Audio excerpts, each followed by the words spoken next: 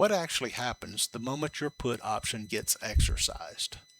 Let's say you sell a cash secured put on a stock trading at $47.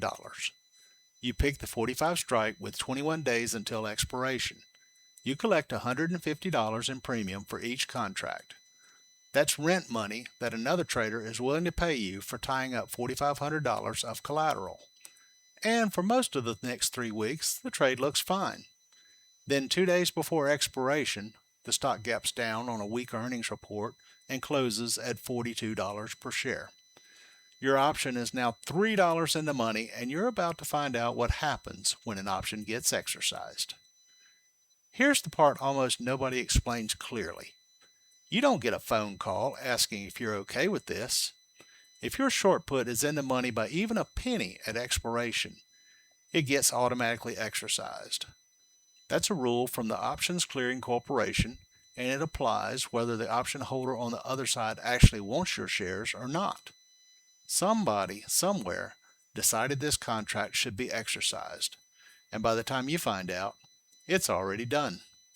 There's no meeting, no negotiation, no window where you get to say, I'd rather not do this. So what actually happens at this point? Overnight, the OCC runs what is basically a lottery among brokers holding open short puts on that strike and randomly assigns exercise notices. Your broker gets notified, and depending on your broker, you might get an email that night, or you might just wake up and check your account. Either way, by the time the market opens the next day, you will have bought 100 shares of that stock per each contract.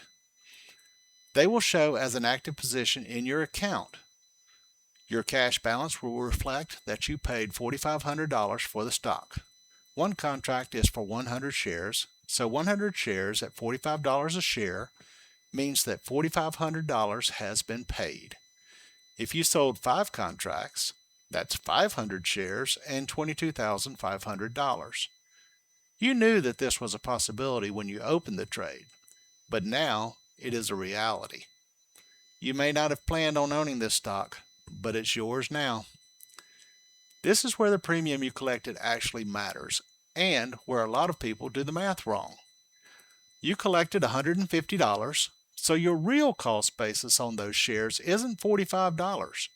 It's $43.50. That's your break even, not the strike price that you originally sold the option for.